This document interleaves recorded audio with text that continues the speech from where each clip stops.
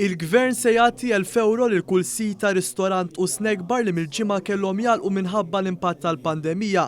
Ħabar dan il-Ministru għat-Turiżmu Clayton Bartolo fejn f'konferenza tal-aħbarijiet qal li din l-iskema tiswa 2 miljun euro. Illum permessa din l-iskema li tlaħħaq iż-2 miljun euro qegħdin għal darb'oħra nerġgħu nuru kemm dan huwa gvern għan-nies mhux biss bil-kliem iżda bil-fatti. Hawnhekk qegħdin naraw kif qed nagħtu 1,000 euro lil kull ristorant u snack bar li ġie impattat bir-restrizzjonijiet li tħabbru l-bieraħ sabiex bekk inkunu għal darb'oħra ta' għajnuna finanzjarja f'dan l-iktar żmien qiebes li jinsab għaddej minnu s-settur tat-turiżmu ta' pajjiżna.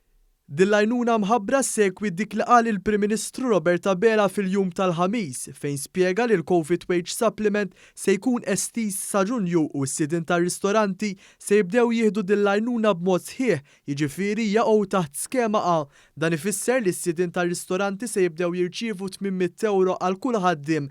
Il-Ministru Clayton Bartolo spjega kif l-applikazzjonijiet għal din l-iskema se jinfetħu nhar l-erba' li ġej u l-ħlas jingħata sal-aħħar ta' dan ix-xahar. Dwar l-għajnuna l-kazini u l-bars li wkoll se jibqgħu magħluqin sal-11 ta' April, il-Ministru Bartolo qal kif se tiġi estiża l-għajnuna għalihom.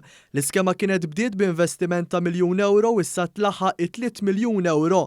Hawnhekk spjega li l-bars kummerċjali se jkunu qed jieħdu 3,820 euro, il-bottekkini tal-kazini se jieħdu 2,490 euro u l-qdiet mhux politiċi li għandhom kazin se jieħdu 1,660 euro.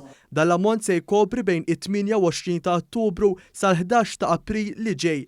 Fil-konferenza tal-aħbarijiet il-Ministru Bartolo qal kif fix-xahar ta' Frar saru madwar 10,500 spezzjoni.